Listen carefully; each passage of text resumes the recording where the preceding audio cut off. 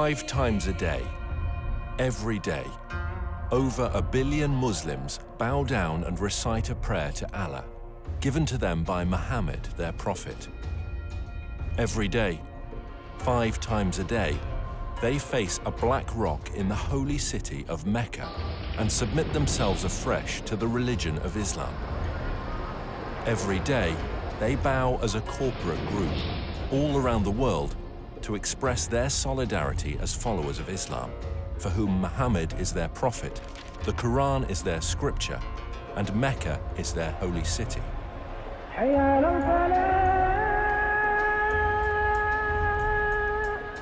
However, as archaeological discoveries are beginning to point to a different story, scholars are seriously examining and challenging the facts about the founding of Islam.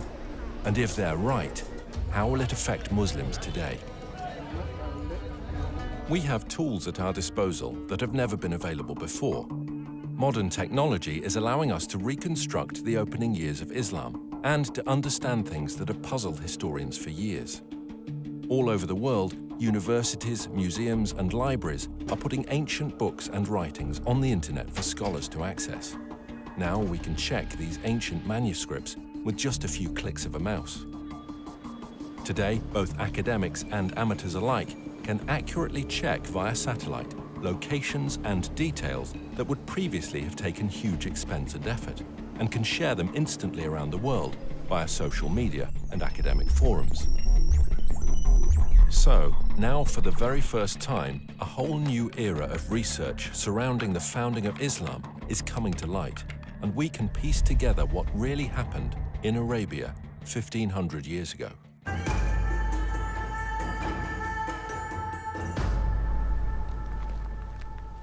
Writer and historian Dan Gibson has lived most of his life in the Middle East. He has extensively researched the peoples and places of the ancient world before Islam. I first came to Arabia in my early 20s, and I've spent more than 30 years exploring every corner of this amazing part of the world, piecing together evidence for a radical new theory, which I believe will change our understanding of the past. Years of study have led me to the conclusion that Islam began somewhere other than where the conventional histories suppose, and that in early Islamic writings there are clues and references that reveal the hidden truth about the Mecca mystery. Back in 2002, I had occasion to visit a conference on Nabatean studies organized here by the Al Hussein bin Talal University. During the conference, I had occasion to speak with leading archaeologists from Saudi Arabia and from Jordan. I asked them specifically about the archaeological record in Mecca. While not wishing to be named or quoted, they admitted that there was no archaeological record in Mecca before 800 AD. I had expected them to defend the opinion that Mecca was a walled city with houses and gardens and public buildings and temples. They said no, there was nothing like that there. Did you know that the name Mecca is mentioned only once in the whole Quran? Muslim scholars link other names with Mecca, names such as the Forbidden Gathering Place, or the Holy House, or the place of Becca, or weeping. All of these terms are universally associated with Mecca today. Nevertheless, the Quran itself does not tell us in so many words that these all refer to Mecca. Muslim scholars see no reason to debate this, but in recent years, some historians have raised questions. They have noted that Mecca was a barren place and not located on the ancient caravan route. People have imagined that the caravans carried incense, spice, and other exotic goods.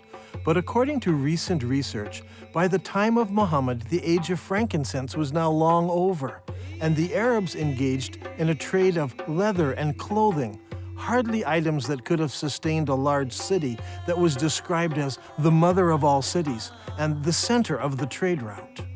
Look at this map. Where do all of the trade routes intersect? There are 3 places in northern Arabia that could be described as the center of the trade route. What is interesting is that Mecca was not even a stopping place because it was not even located on the caravan route. In this film, we will find out why there is a total lack of archaeology in Mecca from the time of the Prophet Muhammad. why descriptions of Mecca do not tally with the landscape, and how an early Islamic civil war altered the truth about Islam. While Muslims all over the world believed that their holy city and their founding leaders all lived in Mecca in Saudi Arabia, Dan Gibson believes the evidence actually points elsewhere. During my studies of Arabian history, I've come across evidence that points not to Mecca, but to northern Arabia as the founding place of Islam. Up until now, no one has ever questioned that Mecca is the holy city of Islam. Every Muslim believes that he should pray towards the Black Rock in Mecca. But years of study and countless trips to all parts of the Arabian Peninsula have led me to a radical new understanding of Islamic history. I believe that in the process of understanding Islamic history, a fundamental error has been made. It wasn't a deliberate falsehood, it was just a misunderstanding of what happened during the founding years of Islam.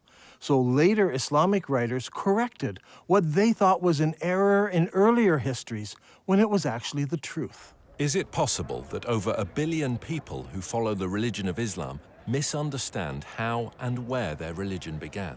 And if so, what implications does this evidence have for the average Muslim who wants to follow the instructions of Muhammad, his prophet? We are going to have to examine a time in history and a setting that few of us understand. For centuries, the histories of the classical world and Middle East empires have been discussed, but little effort has been given to the history of Arabia. This ignorance is true not just of the West, but also of the Arabs themselves.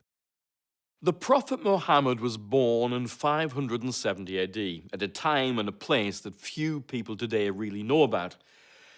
His grandfather and his father were Nabatean merchants, and in fact Muhammad himself married a merchant woman. One day, Muhammad was meditating in a cave and an angel visited him. The angel taught him words of praise to Allah.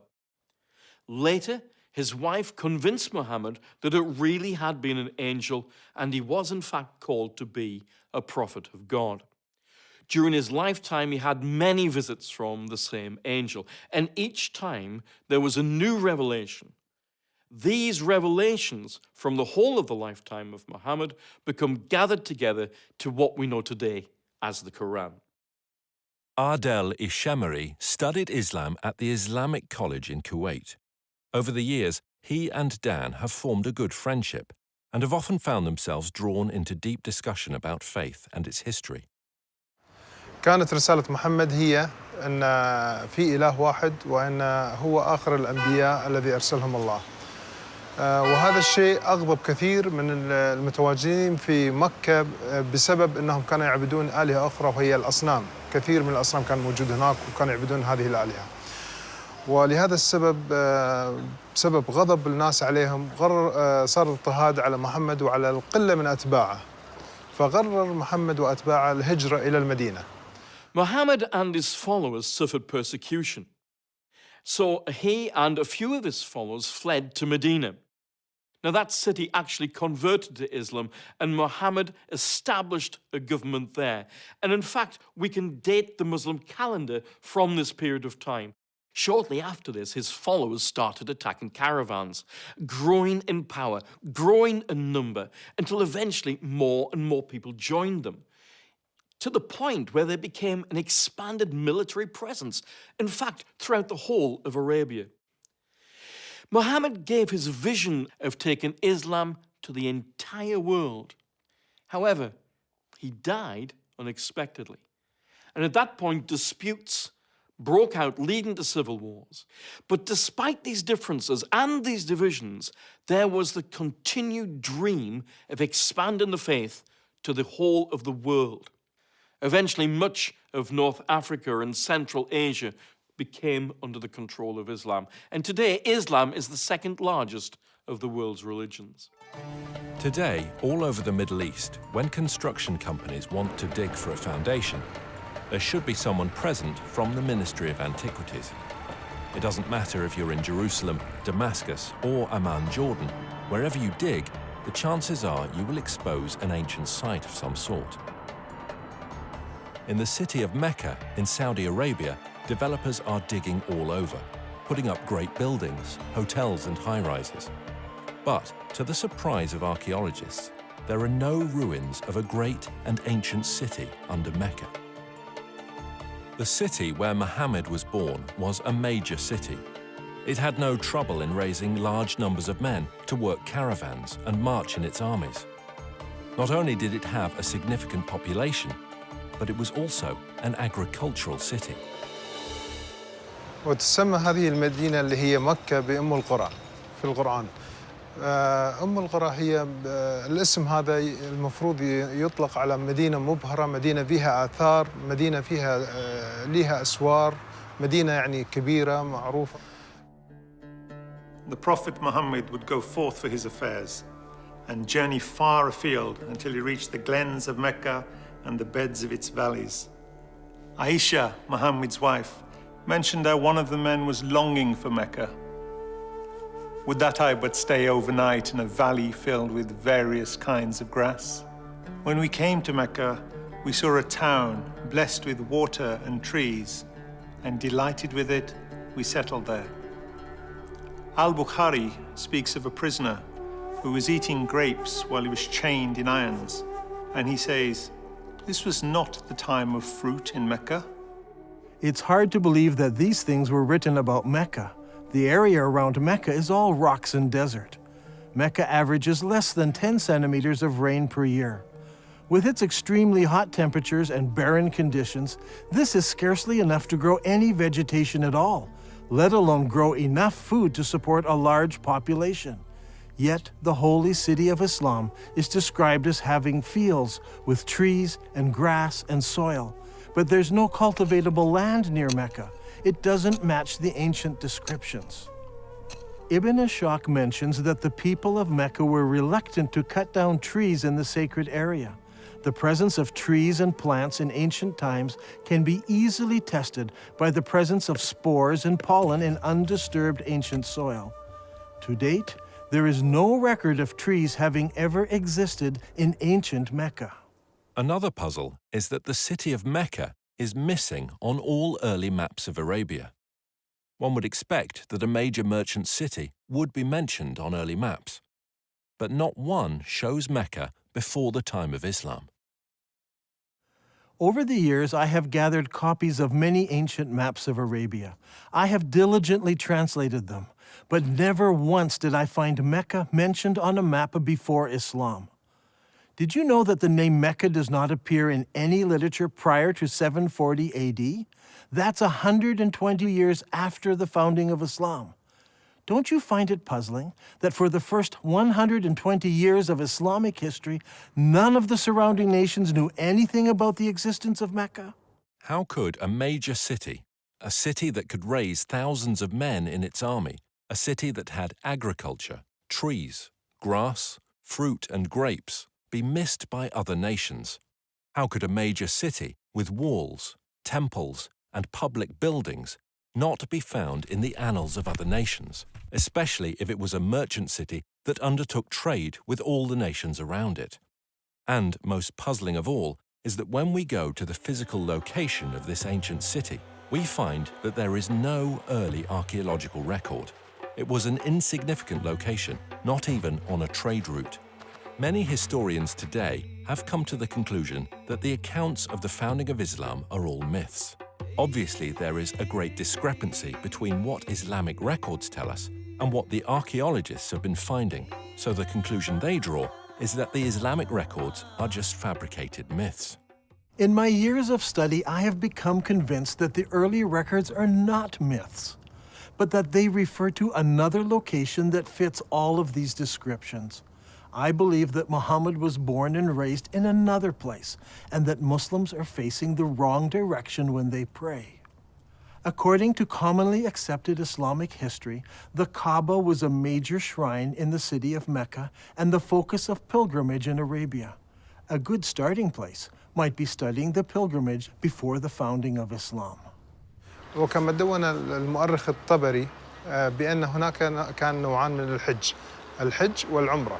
الحج الأكبر أو الحج الأصغر، وكان جد محمد كان يؤدي العمرة قبل الإسلام. This Umrah before Muhammad was at a time when the focal point of Arabian pilgrimage was to a place known as the Forbidden Gathering Place. This location held many pagan idols. وهذه الأسماء كانت موجودة قبل الإسلام، ولكن ما زال المسلمين إلى حد هذا الآن يستخدمون نفس الأسماء، ولكن هي الأسماء هذه جتنا من الخارج، يعني من الوثنية، ليس أسماء إسلامية. In order for us to understand what was happening in pre-Islamic Arabia, we need to understand the importance of holy places in ancient Arabia. From ancient times, Middle Eastern religions have equated gods with regions rather than being universal. Modern readers of history have long been influenced by Greek and Roman concepts of the pantheon of gods and have failed to realize the significance that the ancient Arabs applied to gods of specific regions. In the eyes of the ancient Arabs, there were gods who lived in Mesopotamia, gods who lived in Egypt, and gods who lived in Greece, and so on. Arab merchants passing through an area would respect the local gods. They were not opposed to gods of different places. What they were opposed to was the representation of a god in human or animal form. They preferred to use geometric shapes. For instance, here is a god in the shape of a block. That one over there is shaped as a triangle. Each of these gods were considered local gods and must be respected when passing through their territory. Such a view of religion naturally leads to accepting territories and locations as being sacred to specific gods. Thus, the area around a temple, such as a particular valley or remote desert location, could be considered as sacred. It would have a precinct where people could gather, even with their enemies, and be safe, because violence was forbidden in the sacred precincts. When tourists enter the majestic beauty of Wadi Rum here in southern Jordan, they're so often taken up with the exquisite beauty of this valley and the rugged mountains that they miss a temple dedicated to the goddess Lat, or Alat as some call her. This Nabatean temple had a sacred area. It was located in front of the temple, with the mountains marking off the sacred area. Before Islam, Arabs were divided into many groups. They worshipped different gods and often fought amongst themselves over tribal issues. The one thing that held them together was the pilgrimage to a common ancient meeting place. The Quran calls this Masjid al-Haram, or the Forbidden Gathering Place. Masjid means gathering and is translated mosque today. Before Islam, there were no mosques, so the masjid was simply a gathering place. The Forbidden Gathering Place was a sacred place of refuge and security, where regular activities ceased and violence was forbidden, or haram. The concept of haram, or forbidden, is very strong in Islam. في القرآن ذكر المسجد الحرام، وهو المسجد الحرام في المدينة الإسلامية المقدسة، ويعتبر المسجد الحرام وما حواليه من المدن هو منطقة محرمة. Allah has made Mecca a sacred sanctuary, and it was a sanctuary before and will be so after. None is allowed to uproot its shrubs or cut its trees or hunt its game. So we have two descriptions of the original holy city of Islam. It was a haram place where killing was forbidden, and it was the focus of the pilgrimage for many centuries before the founding of Islam. Now look here, much of the graffiti found throughout the Negev and southern Jordan was written by people on pilgrimage to the ancient city of Petra in southern Jordan. Thousands of people scratched their names and messages on rocks as they made their way to Petra for pilgrimage. This creates a problem for us. Mecca is unknown in maps and literature before and during the rise of Islam.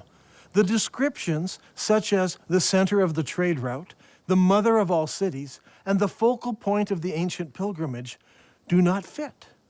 How can we solve this? The answer to that comes from Islam itself. المساجد في الوقت الحاضر تتجه كلها صوب القبلة، صوب الكعبة، وهناك مكان في المسجد يسمى المحراب الذي الإمام يوقف فيه ويصلي ويقود المصلين، ولكن في الأيام الماضية ما كان موجود هذا المحراب، ولكن كان في حائط يتجه صوب القبلة، وكان المبنى بالكامل مبني باتجاه صوب القبلة. In Islam, it is universally understood that the Qibla is towards Mecca in Saudi Arabia. No one questions the direction of the Qibla today. However, the Quran tells Muslims they have a Qibla. The text of the Quran does not give the name of the city to which prayer was originally made. It only mentions Masjid al-Haram, or the forbidden gathering place. Muslims believe they originally prayed towards Jerusalem. According to Islamic sources, in 624 AD, Muhammad changed the Qibla to Mecca. Muhammad revealed this in Surah 2 of the Quran. Thus we appointed the Qibla to you. Indeed, it was a momentous change, except to those guided by Allah. Allah would never make your faith of no effect. Now shall we turn you to a Qibla that shall please you. Turn then your face in the direction of the Masjid al-Haram. Wherever you are, turn your faces in that direction. As a historian of the Arabian Peninsula, I've always been interested in finding the location of the original Qibla. What direction did Muhammad pray towards before the Qibla was changed? Was it Jerusalem, as some claim? Was it Syria, as some claim? Or was it some other direction? If we were to do this study 100 years ago, it would require an incredible amount of work and research. We would have to travel the world searching ancient sites to find the earliest mosques in Islam. Now, in a few moments, we can do what used to take a lifetime. Google Earth lets us look down on sites from space, and websites like ArcNet can combine the research of hundreds of students and professors. We can examine structures based on various criteria. We choose Islamic buildings, arrange them by date into a chronological list, then determine when they were constructed, check their Qibla direction by using Google Earth, and collate this to determine when the Qibla direction changed towards Mecca. This will give us solid data to work with. Now, determining the Qibla direction is not an exact science. Some of the early mosques, like this one, are not exactly square. So researchers need to find the Qibla wall and project 90 degrees from that wall.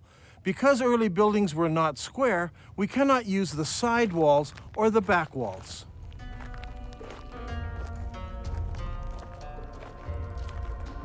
This is the mihrab of an old mosque. The early Arabs set the Qibla direction using the stars, and they were very accurate. The best way to determine the Qibla direction is to visit the mosque and use an actual accurate GPS unit. Not every mosque can be used for this study. Many of them were totally reconstructed over time, so much so that it is no longer possible to determine their original Qibla direction. However, a number of mosques survive. For instance, there is a mosque called the Mosque of the Two Qiblas in Medina. Islamic history tells us that it was in this very mosque that the companion leading prayers was told of the Qibla change. So he turned around and started praying towards Mecca. The question is, where did he originally face? Muslims have a ready answer. He prayed towards Jerusalem. Now today, the Mosque of the Two Qiblas faces Mecca. But in 1987, the mosque was completely torn down so it could be rebuilt. During the construction process, the old foundation was revealed, and they discovered that it did have a Qibla wall that did indeed face north, generally towards Jerusalem. And so Muslims believe originally the Qibla was towards Jerusalem. There is a simple way that this can be put to the test. If we go to the earliest mosques that were built, where we can identify their direction of prayer, we can plot them on a map and see if their lines converge. We'll find one of three things. They all point in different directions. They all point to Jerusalem, or they all point to another location. After the Mosque of the Two Qiblas in Saudi Arabia, there are a further 11 early surviving mosques that we can research.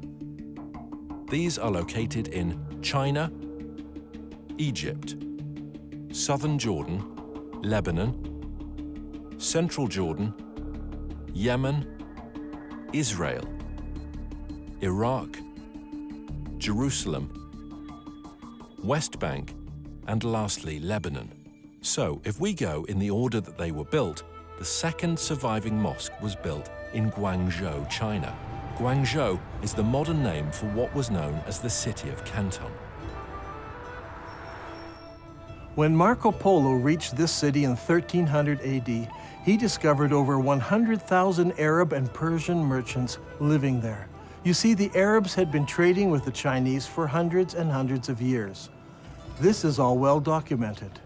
And so Abu Waqas, an uncle of Muhammad, traveled to China on a trade mission. And according to Chinese manuscripts, he built a mosque for the Arabs in Canton in 627 AD, or 6 years after the founding of Islam. I personally examined this mosque and used a GPS unit to determine the mosque's Qibla direction. What I found was surprising. This mosque does not face Mecca. It faces 12 degrees north of Mecca, meaning that it does not face Jerusalem either. Its Qibla passes south of Jerusalem. The next mosque was built in 641 AD, about 20 years after the founding of Islam, in the town of Fustat, just outside of Cairo.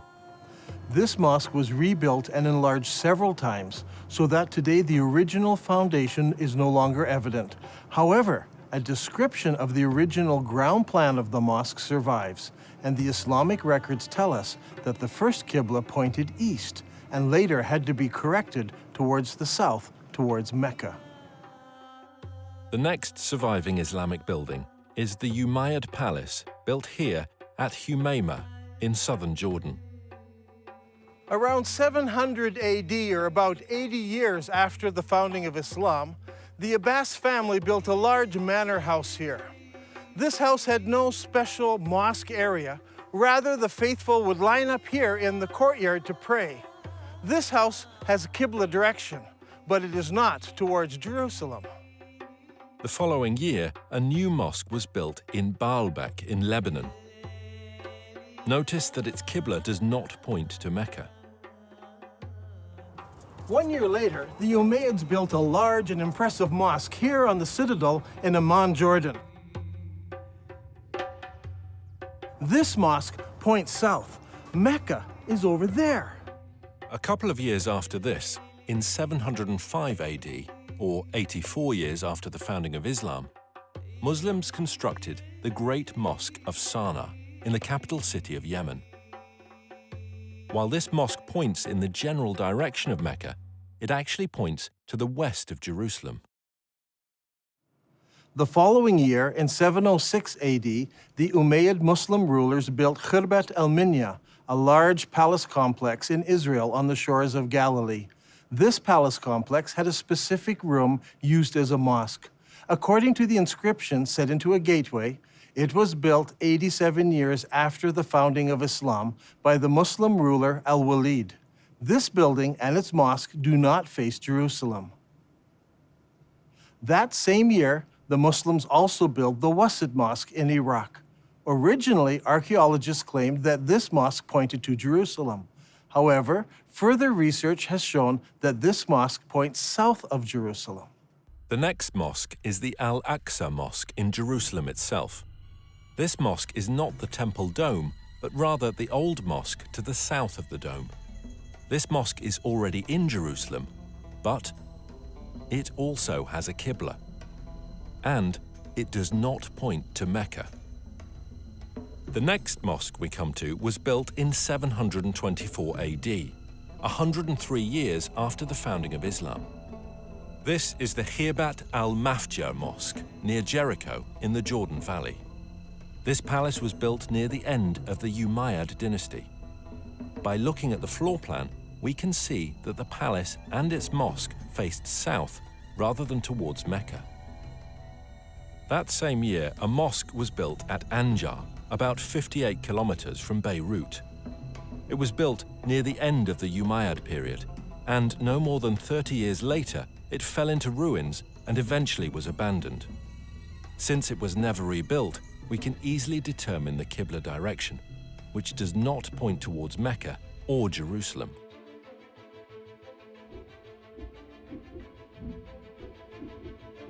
Now, let's put this all together onto one map.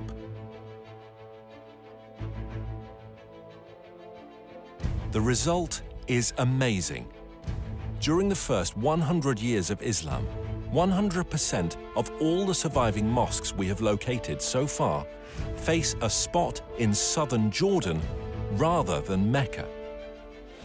From north, south, east and west, mosques all face towards one spot. This isn't some small error in determining the Qibla direction. They all specifically point to just one place.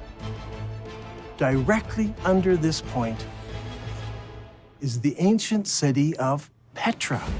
This is a city that is well known to us today. It is a popular tourist site. Tourists come from all over the world to marvel at the great temples and the monuments in this city. Could it be that Petra is the mother of all cities described in the Quran? It was the focus of the ancient Arab pilgrimage. So could Petra also be the birthplace of Muhammad and the founding city of Islam? دان غريب، يعني أنت تقول إن البتراء لكن البخاري يقول لنا هي القدس. فشلون تبي نفكر في هذا الأمر؟ شلون تبينا نقبل هذا الشيء؟ يعني البخاري قال لنا القدس. Every good Muslim tells me that Muslims used to pray towards Jerusalem. They know this because Bukhari tells them this. And I agree, Bukhari says it was Jerusalem. But Bukhari is writing some 200 years after Muhammad, and he's writing more than 100 years after the Qibla change took place. So he's not an eyewitness. He's just collecting what people are remembering. And he actually notes several conflicting ideas that were circulating at the time. While some people were offering morning prayer at Quba, a man came to them and said, "A Quranic order has been revealed to Allah's apostle tonight, that he should face the Kaaba at Mecca. So you too should turn your faces towards it." At that moment, their faces were towards Syria. And on hearing this, they turned towards the Kaaba at Mecca. I believe that originally Muhammad, while living in Medina, prayed north towards Petra, which was in the Roman province of Syria. By the time Bukhari was collecting his stories, people had forgotten Petra, and everyone remembered that their great-grandparents prayed towards Syria. دان القرآن يقول لنا مسجد الحرام في بكة. فيا ترى بكة وين موقعها الحقيقي؟ Those who bring up the argument about Becca raise an interesting point. I agree that in Islamic literature, the name Becca is synonymous with the first holy city of Islam. When Muhammad was a young man, the people decided to rebuild the Kaaba. In the rubble, they found several building blocks with inscriptions written in Syriac, the language of the Nabateans. They found a Jew who could translate it for them. "I am Allah, the Lord of Bika. I created it on the day that I created heaven and earth and formed the sun and moon, and I surrounded it with 7 pious angels. It will stand whilst its 2 mountains stand as a blessing to its people with milk and water." The word Becca is an ancient Semitic word which means to weep or lament. If a location was assigned the title Becca, it would mean the place of weeping. The name Becca has never been used of Jerusalem. It appears only once in the Bible in Psalm 84. Here it is used in reference to a valley of weeping. But the Quran also speaks of a valley of weeping, where Hagar was weeping over Ishmael. The Quran places this story in Becca, which is the early name for the place where the Kaaba was built. Surely this location was not Jerusalem, which is built on top of a mountain and not in a valley. I think the answer is quite simple. There were many major earthquakes in Petra, such as the one in 551 AD, only 19 years before Muhammad was born. We are told that during that earthquake, much of Petra was destroyed. Petra could have been called the Valley of Becca because so many people were killed over so many years from all the earthquakes. If Petra is the holy city of Islam, then there should be evidence of Muhammad's tribe, the Quraysh, around Petra. If Dan Gibson can find Muhammad's tribe, it will greatly support his theory that Muhammad was from the Petra region and not from Mecca.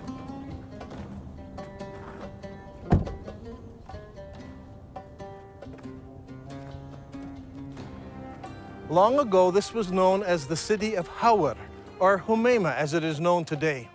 Archaeologists have uncovered a farmhouse belonging to the Abbasid family and a mosque built some time later. When the Muslims of Iraq defeated the Umayyads of Damascus, they wanted a member of Muhammad's family to support and legitimize their revolt. And so they came here to Humayma, 27 miles from Petra. It was here that they found Muhammad's family and the Quraysh tribe. They didn't go to Mecca in Saudi Arabia or Medina. They came here to Humayma, 27 miles outside of Petra. It was here that they found the Quraysh tribe and the family of Muhammad, not in Saudi Arabia. So far, we have discovered that the early mosques of Islam all faced the ancient city of Petra. But does the city of Petra fit the Islamic descriptions of the original holy city of Islam? There is a story told by all of the early biographers of Muhammad. It concerns Abdullah, Muhammad's father. He was working in the field one day and he came home with dirt on his hands. He went in to his first wife and said, "Lie with me," but she refused because he was dirty. So he went out, washed off the soil, went into his next wife, Amina. She conceived, and in this way, Muhammad was born.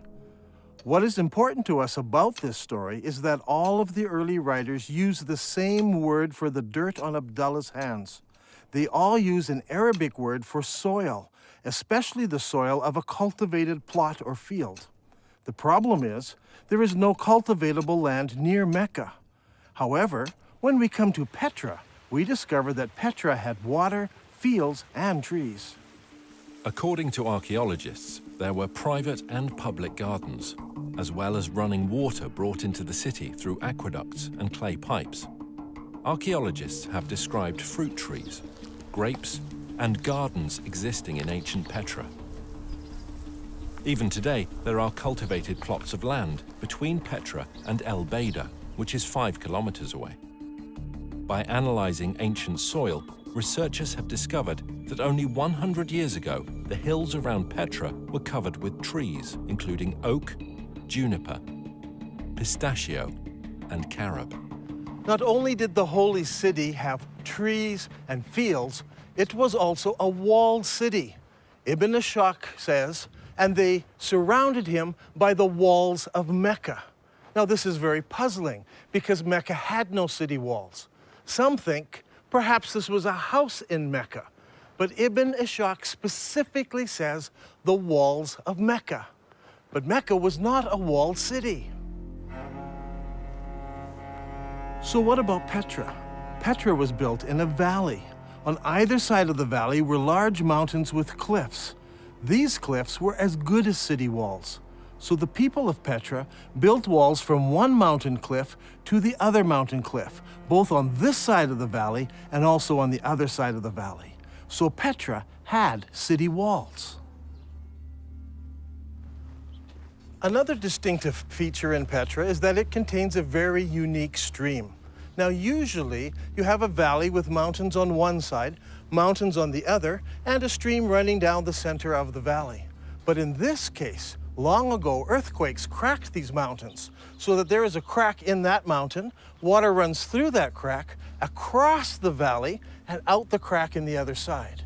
The Nabateans built a colonnaded street from one mountain to the other mountain, and beside it was a rainwater course.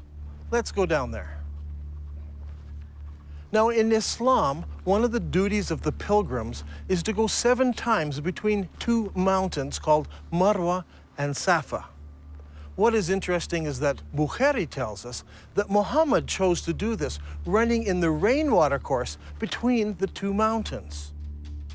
But there are problems. Safa and Marwa are just small rocks. Today they're housed right inside of the mosque building. As you can see on this drawing, there was no rainwater course between these two rocks. But here in Petra, the description fits exactly from one mountain to the other. There are 4 ways into the Petra Basin. Since Petra is in a valley, one could enter from either end of the valley. During the year of the contest of Mecca, the Prophet entered Mecca through its upper part. But there were also other ways of entering Petra. The ancient records tell us that the holy city could be entered and exited by a crack in the rocks. In Arabic, this is called a thaniya. Al-Bukhari mentions this several times. Allah's apostle used to enter Mecca from the high Thaniya and used to leave Mecca from the low Thaniya.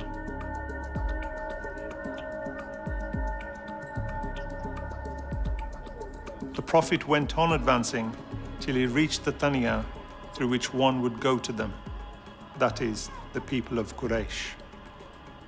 There are 2 Thaniya entrances. One of these is the famous Sikh that tourists pass through to enter the city. The other is on the far side of the colonnaded street and leads into a maze of canyons that eventually empty out into Wadi Araba below the Dead Sea. Petra also has many temples. Over here is what is known today as the Temple of the Winged Lions, or the Temple to Al-Uzza. Behind me is what is known as Qasr al-Bint today, or the temple to the god Dushera. This short chain of mountains here was the home to the god, and here in the very heart of the mountains is the temple to this god, El-Dushera. Now, Ibn Hisham relates to us a very interesting story. It's very early in Islamic history. Only a few people have converted to Islam at this time. One of those was a man known as Al-Tufail bin Amr of Mecca. He accepted Islam on one of his journeys, and once he returned home to Mecca, his wife also decided to accept Islam. Al-Tufail then tells his wife to go to the temple of Dushera and cleanse herself there. In the sacred area, there was a trickle of water where she could wash herself. She did this and returned home and learned about Islam.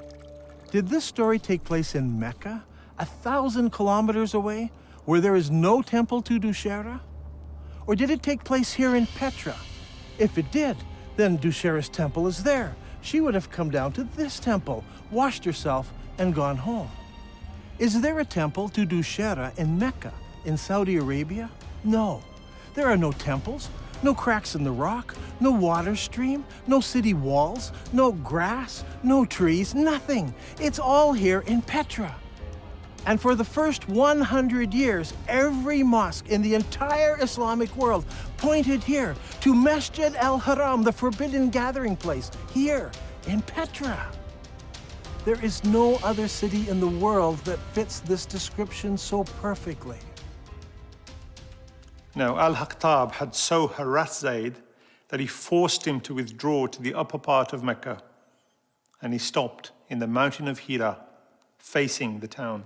It's interesting to note that in this account, Mount Hira is located in the upper part of Mecca.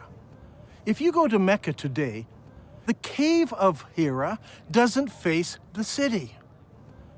But here in Petra, the high side of the city is north of the colonnaded street, and the low part of the city is south of the colonnaded street. In effect, the city was divided in half by the colonnaded street. If Petra is the holy city of Mecca, then the cave where Muhammad received his first revelation should be located there. The ancient records say that the cave faced the town, and that it was low down since Muhammad tried to climb the mountain to throw himself off. If that's the case, I think I know just the spot, but we'll have to go over there.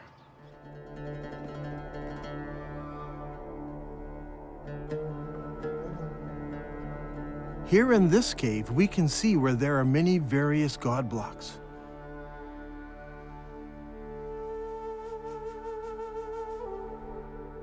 Up there is a large crescent symbol.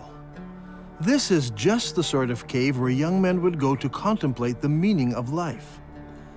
The descriptions and location of this cave are just like the ancient records describe it.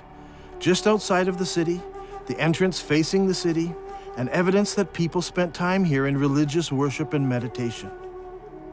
I think that this is one of the holiest spots for all of Islam, and it's here in Petra.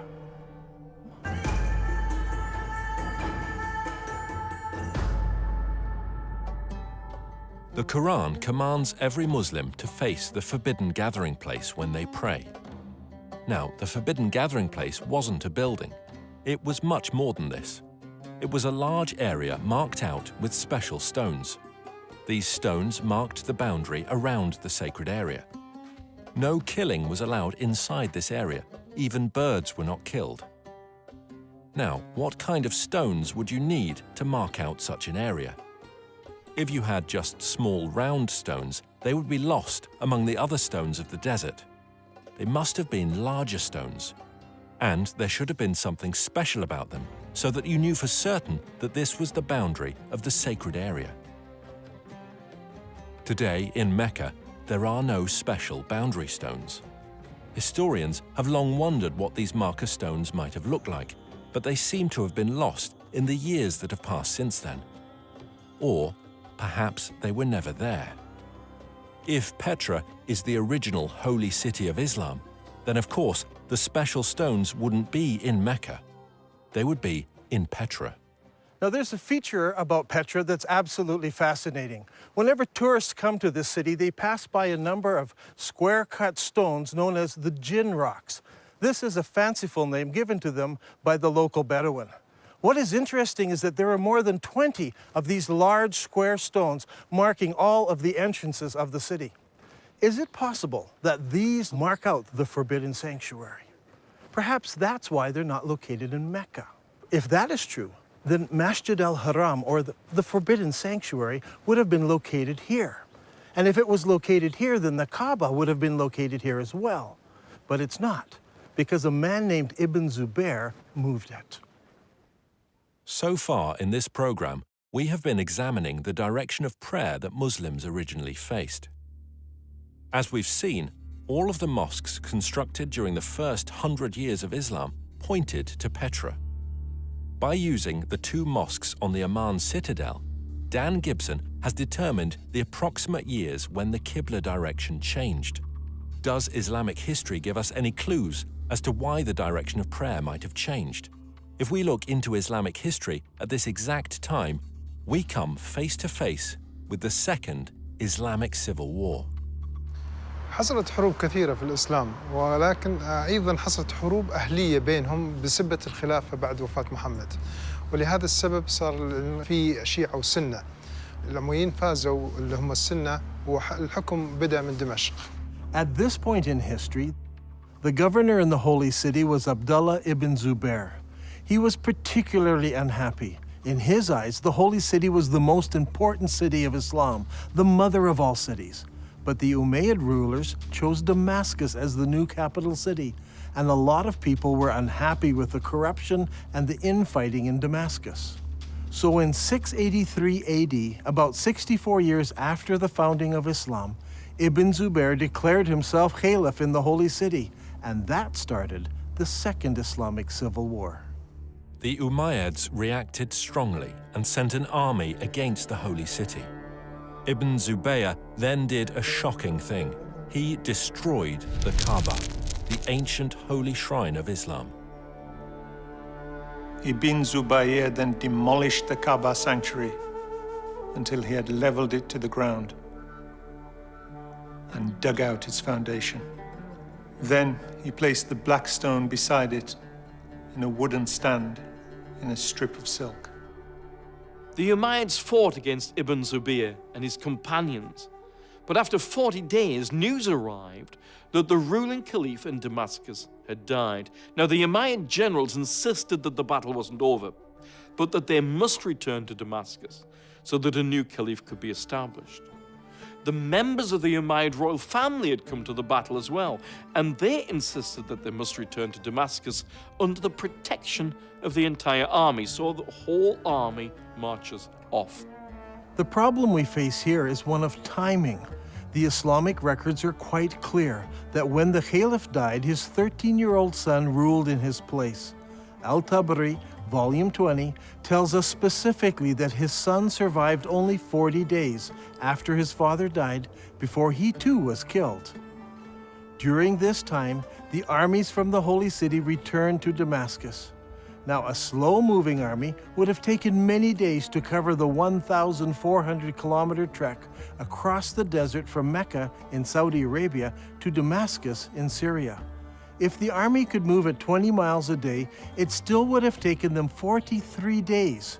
When you add up the time the messenger took to bring the message, the time it took for the army to decide to return and get mobilized, and the 43-day march, there is simply not enough time. Mecca is too far away to be believable. However, if the holy city was Petra, then the distances would all be drastically reduced. This problem of distances plagues Islamic history again and again. Mecca in Saudi Arabia is simply too far removed to fit many of the stories in early Islamic history. Now, with the lull in the war, Ibn Zubayr had time to rebuild his defenses and prepare for the return of the Umayyad army. Now I want to show you something. Here are some of the volumes of Al-Tabari's History of Islam. Al-Tabari managed to collect a massive amount of material that he writes about what happened during each year of Islamic history. He devotes whole chapters, sometimes 2 chapters, to every year. But then something strange happens. The battle for the Holy City takes place over several years, but year 70 of Islamic history is of great importance. Now notice, Al-Tabari spends 15 pages describing what happens in year 69, and he spends 27 pages describing what happens in year 71. But where is year 70? Look at this. For year 70, Al-Tabari only records a few lines of text. Did he not find any more information for this year? Or did later editors censor this year from Al-Tabari's record? Only a few lines, but what he records gives us a few tantalizing details. It tells us that Musa'ib ibn Zubair, apparently a brother of Abdullah, brings supplies to the Holy City. Were these supplies military equipment? No, it says he brought many horses and camels.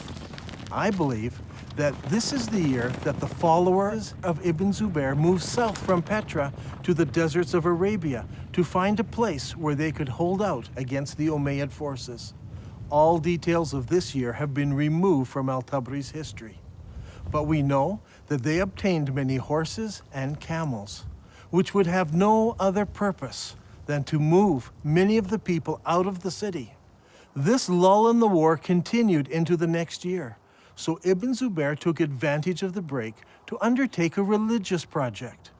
He decided to rebuild the Kaaba. But Al-Tabari does not tell us where the new Kaaba was constructed. Was it in Petra?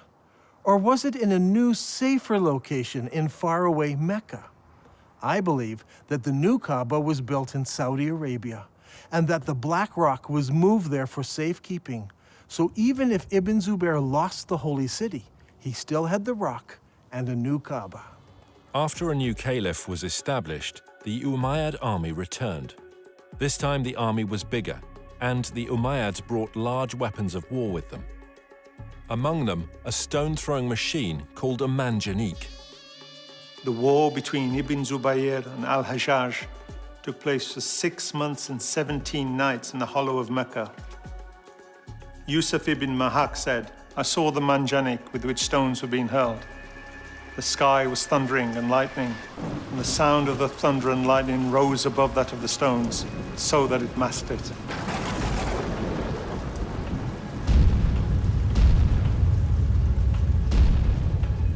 During the fighting, Ibn Zubair took refuge in a ruined building beside the Kaaba, and this began another battle, which completed the destruction of the Kaaba area of the Holy City. Eventually, Ibn Zubair lost the battle, but the cause was taken up by those in the city of Medina in Saudi Arabia and by the city of Kufa in Iraq. I believe that during this time, the Islamic world was thrown into contention. Should they pray towards Petra, or should they pray towards Mecca? The great Islamic empire had divided into two. Originally, the Umayyads ruled from Damascus, and they prayed towards Petra. But they were defeated in battle, and now the eastern part of the empire was ruled by the Abbasids, who all constructed their mosques facing towards Mecca. It was during this exact time that we see a change in mosque construction. Before this, every new mosque constructed faced Petra. But now, for the first time, some of the new mosques began to face Mecca in Saudi Arabia. But the problem still existed. What do you do with the old mosques? They were built facing Petra. It was during this time that mosques began hanging a sign on the wall to indicate the direction of prayer. It was said in the reign of Uthman that the Caliph ordered that signs be posted to the walls of the mosques in Medina. This was so that the pilgrims could easily identify the direction to which they needed to address their prayers. Now, this is a very interesting development, because up until this time, mosques were built so the faithful had only to face the Qibla wall and they faced the holy city. Why would you need to introduce a sign unless the direction of prayer had changed? Around this time, around 89 years after the founding of Islam, a niche was suddenly introduced into mosque structure to denote the direction of prayer. This niche was added to older buildings and also incorporated into newer buildings. Today, the niche is standard in every mosque, but it wasn't originally. There was no niche until the Qibla direction changed. In the Civil War, the Umayyads still prayed towards Petra, but the rebels in the Holy City in Medina and in Kufa chose to pray towards the new Qibla in Saudi Arabia. When the armies of Kufa met Ibn Zubayr, Bujair ibn Abdullah al-Musli spoke. Praise be to God who has tested us with shackles and tested you by your forgiving us. Ibn Zubayr, we are people who turn to the same Qibla as you. What a strange phrase. We are the people who turn to the same Qibla as you. Muslim historians argue that this means the same Qibla as every other Muslim. But now that we have uncovered evidence of the change of Qibla at this very time, this phrase takes on special significance. The people of Kufa join with Ibn Zubayr in accepting his Qibla. This is key to understanding much of what takes place later. Even though Ibn Zubayr is eventually killed and seems to lose the civil war, the city of Kufa plays a major role in the development of the new Abbasid dynasty, and Kufa becomes a theological center and a place for copying Qurans. In the Islamic world, things were a mess. Not only were Muslims divided politically, they were divided religiously. Obeying the wishes of Allah as revealed by the Prophet Muhammad was at the very heart of Islam. Should you obey Muhammad and the Quran and face towards the forbidden gathering place in Petra? Or should you pray towards the sacred house and the Black Rock, which is in Saudi Arabia? So far, Dan Gibson has plotted the existing mosques from the 1st century of Islam, and they all point to Petra in Jordan. So what about the mosques of the 2nd century of Islam? Do they all point to Petra as well? Here is where things start to get interesting. During my studies, I discovered that the mosques built during the 2nd century of Islam point in different directions. This is what I call the time of confusion. 102 years after the founding of Islam, the Mosque of Ummah was constructed in southern Syria, in the ancient city of Busra. As you can see, the mosque's orientation does not point towards Mecca. But clearly, it does not point to Petra either. 5 years later, the ruling Muslims built a palace in the Syrian deserts known as Qasr al-Hayar al-Gharbi. This is a drawing of the floor plan of the palace and the mosque in the corner of the complex.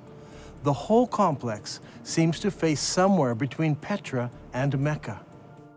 A couple of years later, Qasr al-Hayar-e-Shaki Palace was built about 100 kilometers north of Palmyra. If we examine the ground plan of the palace buildings, we notice that the palace and its mosque don't seem to align to either Mecca or Petra. Once again, it points in between. Is it possible that something had happened which made the builders not want to choose either Petra or Mecca, so they pointed the Qibla between the two? We can see from the map that the Qibla points exactly between the two cities. It is not a slight error in calculation, but a deliberate avoiding of both Petra and Mecca. So, we must find an answer elsewhere to explain that change. 109 years after the founding of Islam, a mosque was built in Bangalore, Pakistan. Like all of the other mosques of the period, it had only a Qibla wall without a niche. This mosque, however, pointed towards Mecca in Saudi Arabia. Here we have the very first mosque that we can identify as pointing to Mecca. There may have been others built that no longer exist, but this mosque is significant because it's the earliest surviving mosque that we can truly say faced Mecca in Saudi Arabia. And, what is astounding, is that it was built about 100 years after the death of Muhammad. This is very late for Muslim historians, and it is going to cause traditional Islamic history all kinds of trouble. One of the most important buildings in our study is found here on the citadel of Amman, Jordan. This Umayyad palace was built about 122 years after the founding of Islam. Now, if you remember, we looked at an Umayyad mosque built over here. This mosque points directly towards Petra. But when they built the palace, its Qibla direction was directly towards Mecca. So clearly, the Qibla direction changed sometime between the construction of those buildings and the construction of this palace.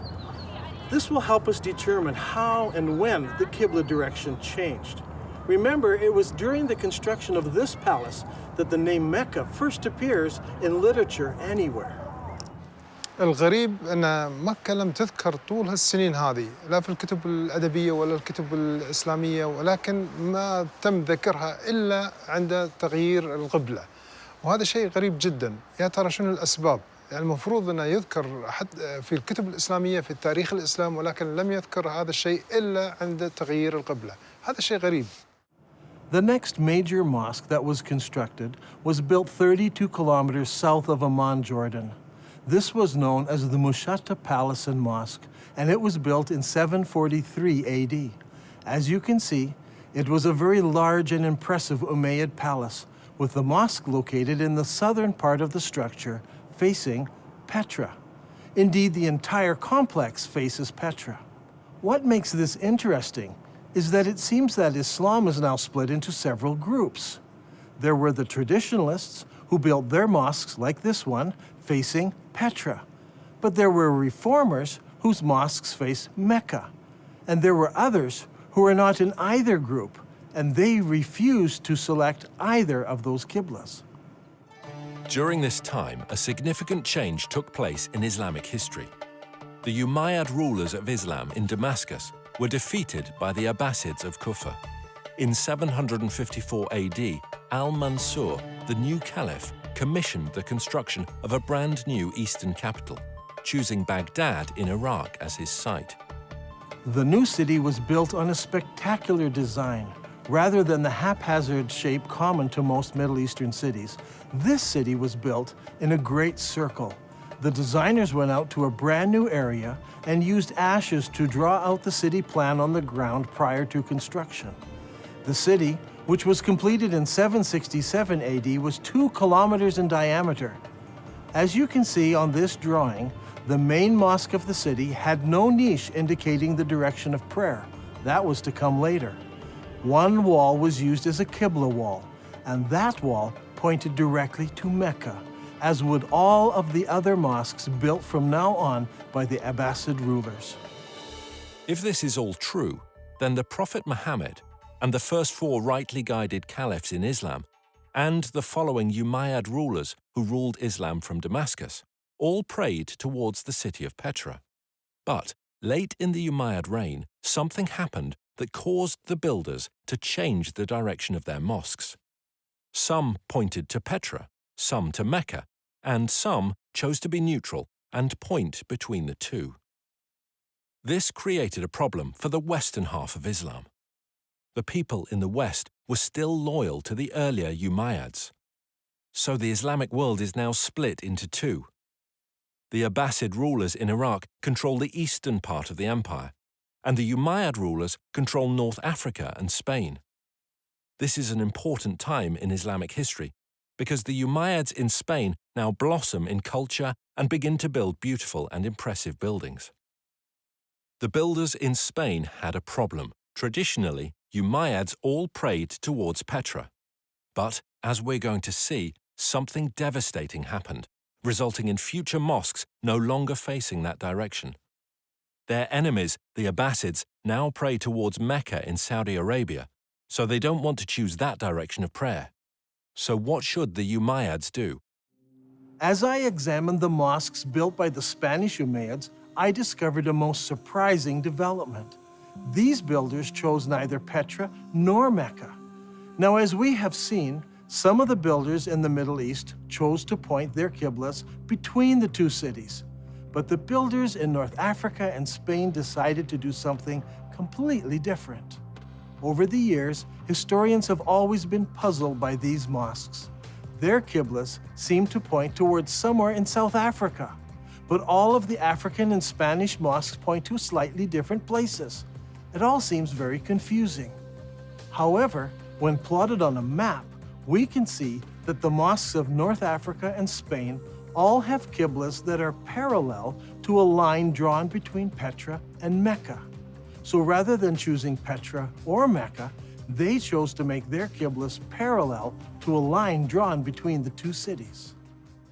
كل المسلمين يعرفون بأن مكة موجودة في السعودية، وأنت في نظريتك اليوم يعني تقول لي مكة موجودة في البتراء، على أي أساس أنت جبت هذا الفكرة؟ يعني شنو الدليل؟ شنو البرهان هذا؟ يعني برهانك ودليلك على هذا الشيء؟ احنا اللي عارفينه أن مكة موجودة في السعودية، فعلى أي أساس أنت جبت هذا الشيء؟ If you're still not convinced, I want to show you something else. Do you remember when we discussed the Second Islamic Civil War? Ibn Zubair barricaded himself in the Holy City, and the Umayyad Syrian army surrounded him and kept him there for 4 months. During the month of October, the Syrians brought a catapult up to the city walls, where they lobbed rocks right into the holy places of Islam. How is this possible? Normally, people live behind the city walls. A catapult would simply smash down people's houses. But in this case, it said the catapult hit the holy places of Islam right in the center of the city. How is this possible? Well, here in Petra, there is a unique feature. Petra had city walls. In the north and in the south, the city walls crossed the valley.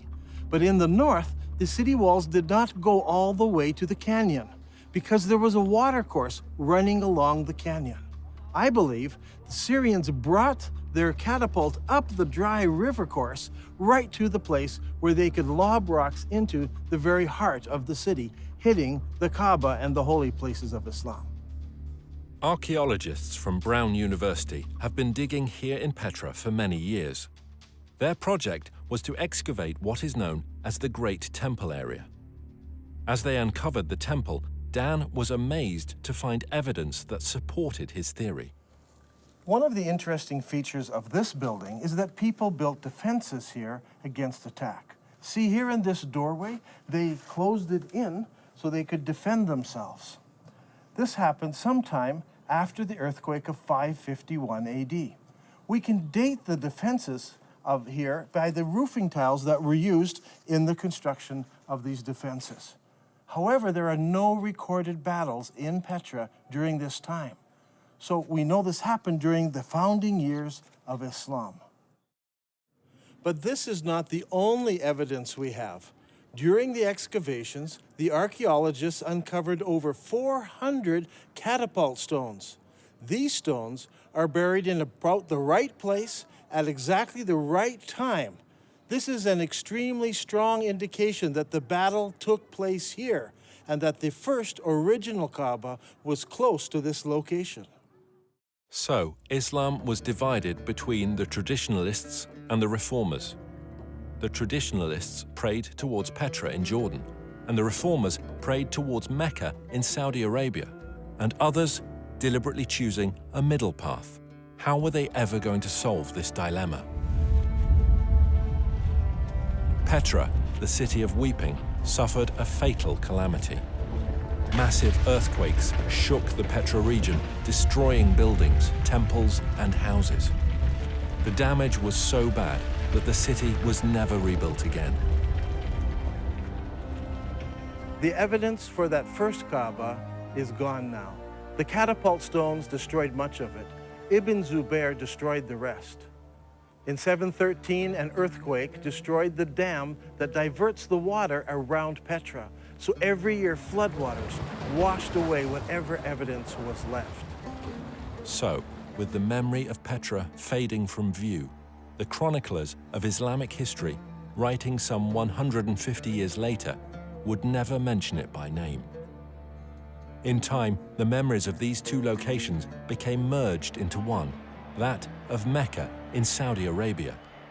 From now on, all Qiblas would point here.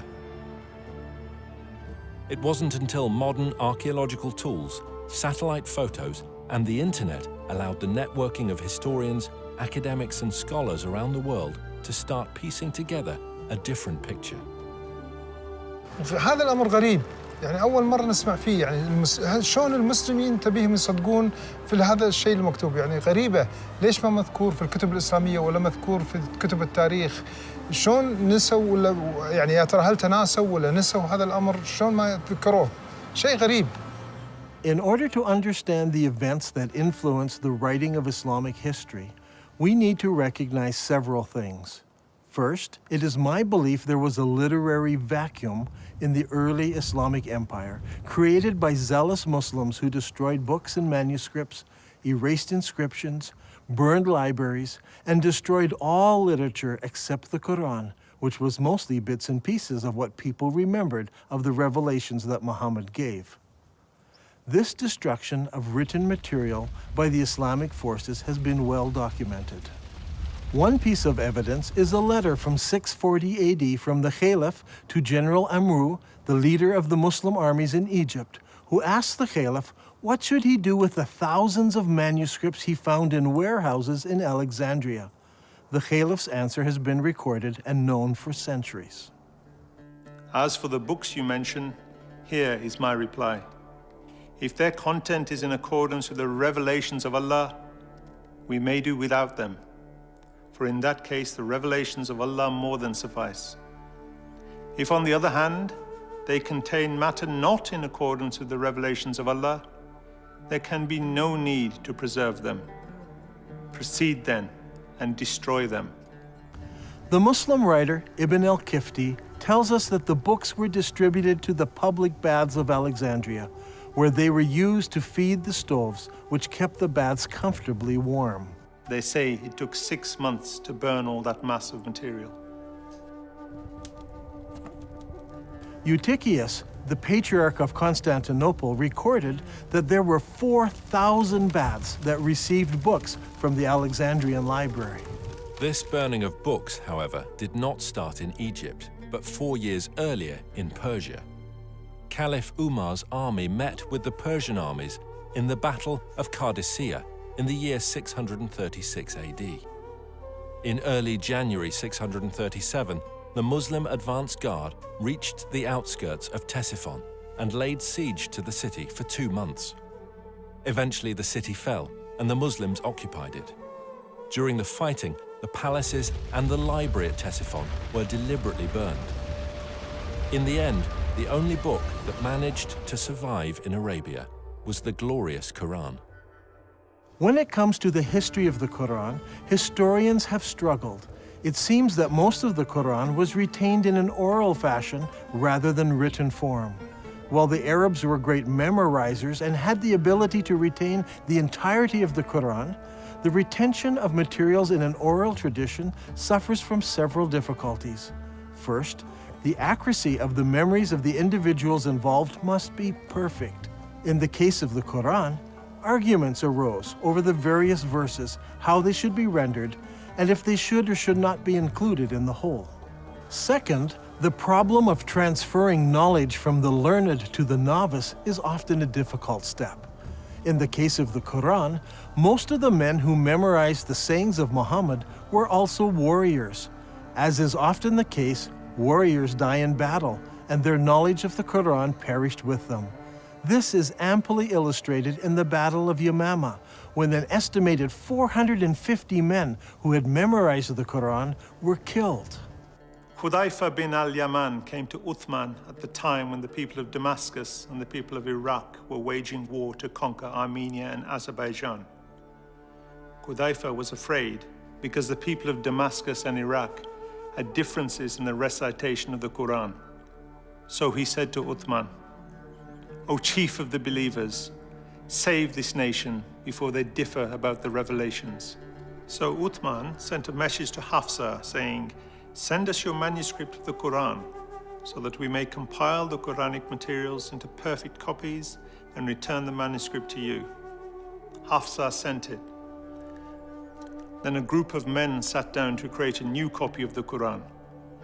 Uthman said to the 3 Quraysh men, "In case you disagree, write it in the dialect of Quraysh, for the Quran was revealed in their tongue." When several copies were written, Uthman returned the original manuscript to Hafsa. Uthman then sends every Muslim province 1 copy of what's been written, and he orders that all other Quranic material, whether written in fragmentary manuscripts or even in whole copies, that they all be burned. And so the burning continued. This time, even Quranic materials were burnt. But it did not stop the arguing about what should or should not be included in the Quran. When the new Qurans arrived in various provinces, people argued against them. Sa'id bin Thabit said, "A verse from Surah Al-Ahzab was missed when we copied the Quran, and I used to hear Allah's apostle reciting it. So we searched for it and found it with Husayma bin Thabit al-Ansari." These 5 or 6 copies were now the only Qurans in the entire Muslim empire. Uthman's order to burn all other Quranic material tried to wipe out all Qurans everywhere, except the few that were held by the provincial governors. In effect, all non-Muslim books were destroyed, and then the Muslims destroyed all of their own books and writings, except for 5 or 6 copies. Remember, the Islamic Empire at this time stretched from the Atlantic Ocean through the Middle East all the way to Afghanistan, and only 5 or 6 copies of the Quran existed in all those millions of square kilometers. This is what I refer to when I speak of a literary vacuum. Much later, once the Abbasids took control of the Islamic Empire, they recognized this literary vacuum and they set out to correct it. The problem was, they were interested in producing an Abbasid version of Islamic history. So all of the materials produced under the Abbasid control reflected the politically correct version of Abbasid history. These histories and hadiths about the previous 250 or more years were collected, copied, and distributed. Those books that were written earlier were either destroyed or edited by later writers who thought they found errors in them. Under Abbasid rule, massive religious, scientific, and academic projects were undertaken.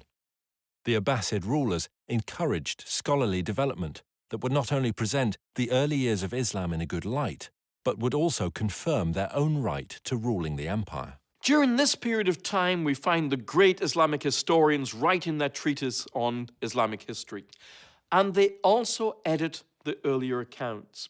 For example, we don't have Ibn Ishaq's original biography of Muhammad, as Ibn Hisham, under the Abbasids, corrected what he called grievous errors in the original account.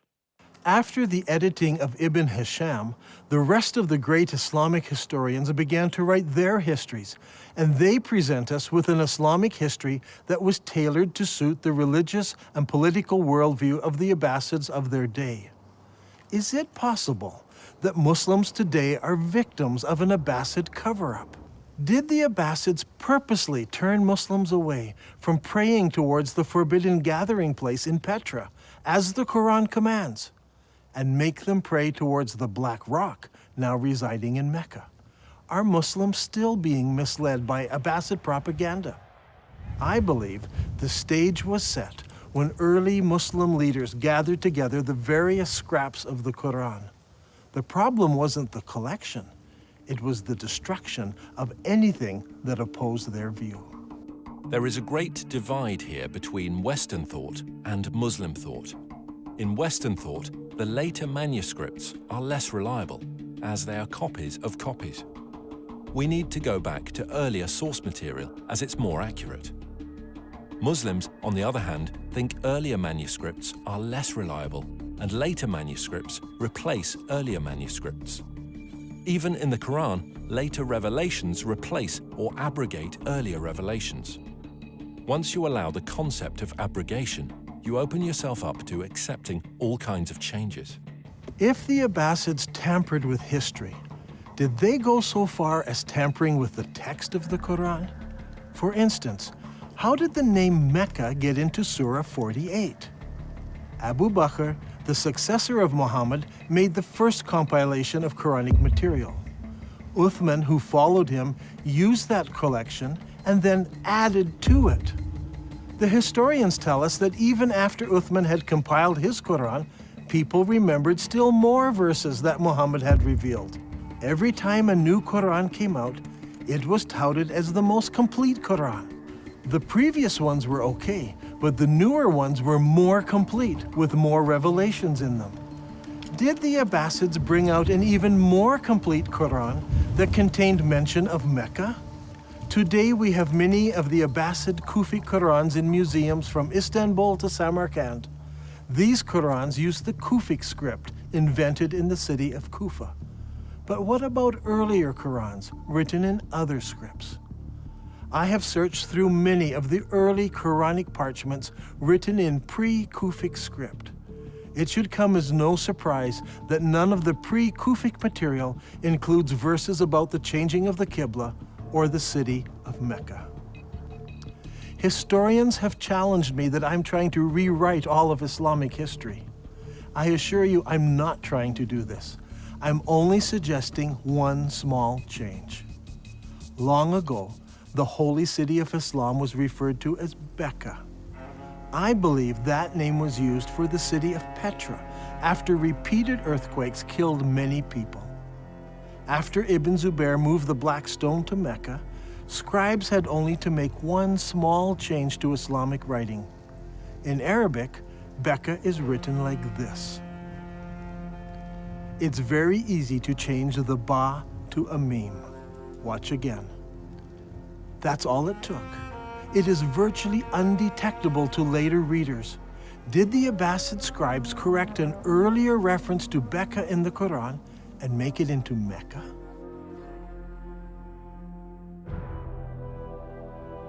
I believe that all of the evidence points to Petra as being the ancient city of Becca, the founding place of Islam. All of the mosques of the first century of Islam point to the forbidden gathering place in Petra, and all of the descriptions fit Petra, not Mecca. Muslims are instructed in the Quran to pray towards the forbidden gathering place. The Quran says nothing about the Black Rock. It is clear that although Dan Gibson's research is rooted in Islamic history, and he has a great affection for the Arabic world, his theories will be challenging to Muslims. As faiths around the globe come under increasing scrutiny to prove the veracity of their origins, all religions need to consider serious research they may find difficult. Islam needs to ask if it is possible that over 1 billion people have been misled by Abbasid propaganda regarding how and where their religion began. And, if true, what implications does this have for the average Muslim today?